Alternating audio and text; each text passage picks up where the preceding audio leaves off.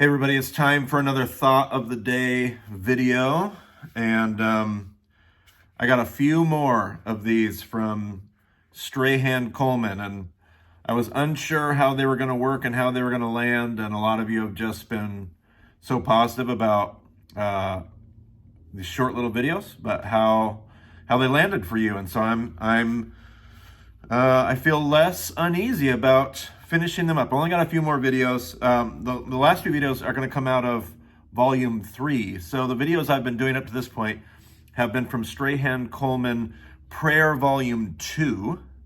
And then later he released Prayer Volume 3. And as he describes it in his introduction, like each one of these volumes has come from a different time of his life. His art has been coming out of a different energy or impetus for each one of these volumes. So this one's a little bit different, but I found it to be very similar in so many helpful ways. And so I wanted to share another couple, what do we call them? Prayer poems. And I'll share a couple out of this volume. And I'll change the link in the description of this video so that it hopefully takes you to the right volume 3, where the last videos have been about volume 2. Hopefully the link in the description will take you to volume 3, and you can get yourself a copy, because there's lots of stuff that I'm not sharing with you. I'm only sharing some of my little favorites that I've dog-eared here.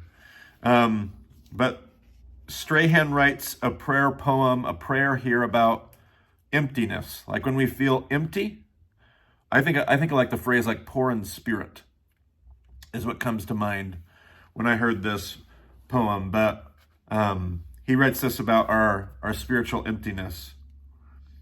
He says, "My offering, my emptiness, is just as great an offering as when I'm full. I wonder, Lord, if it's even more of a treasure to you. My offering, my emptiness, is just as great an offering as when I'm full. I wonder, Lord, if it's even more of a treasure to you." His commentary says this. He says, "Giving from abundance feels good.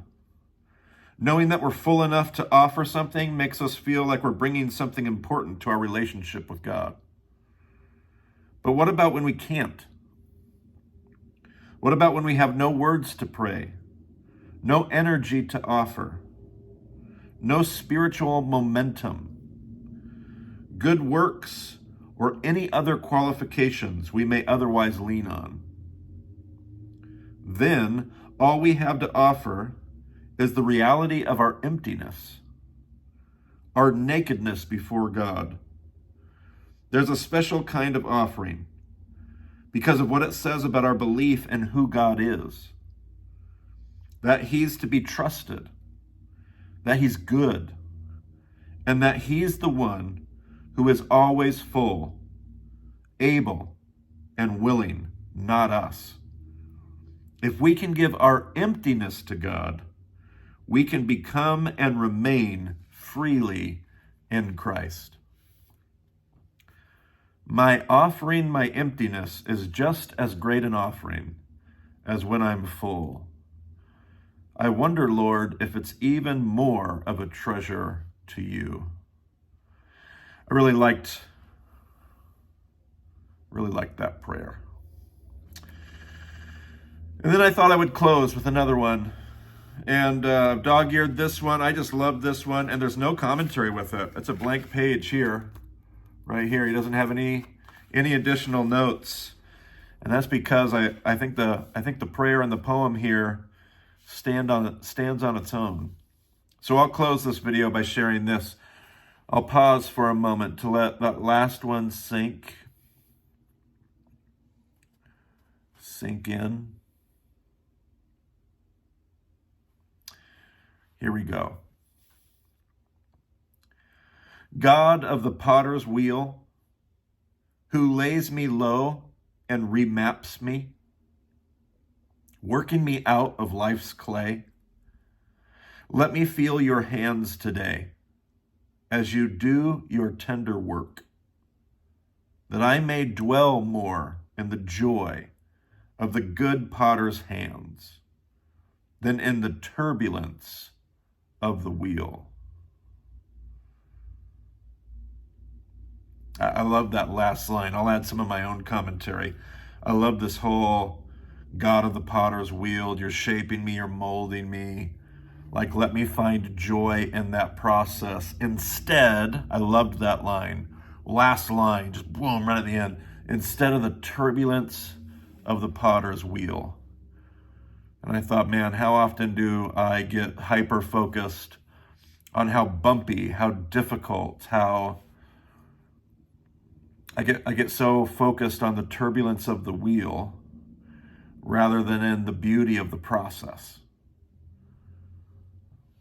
And I love that metaphor, in this case, being able to think about that in terms of the potter's wheel.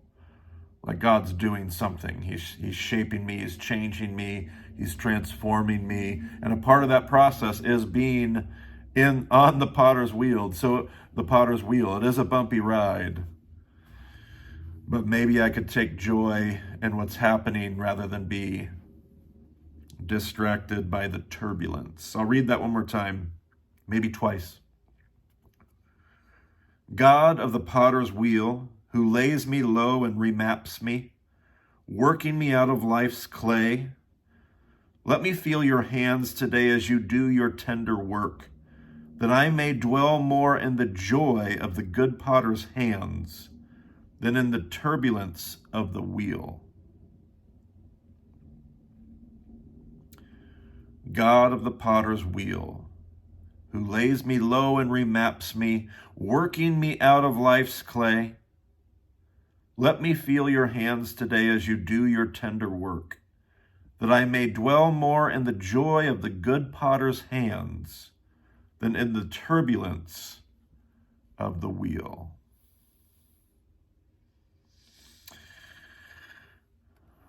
All right, everybody, that'll do it for today.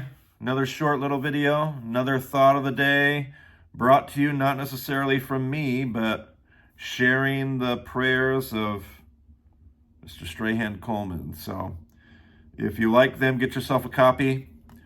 I haven't even paid attention to how much they cost. Small little book, can't be a whole lot, but I'm sure it would help support what he's doing. So anyway, hope you're having a great week. We'll look forward to chatting with you on the next thought of the day. I'll share a couple of the next poems, unless something else shows up and I get some other thought of the day. But we'll see what comes next. We'll see you then.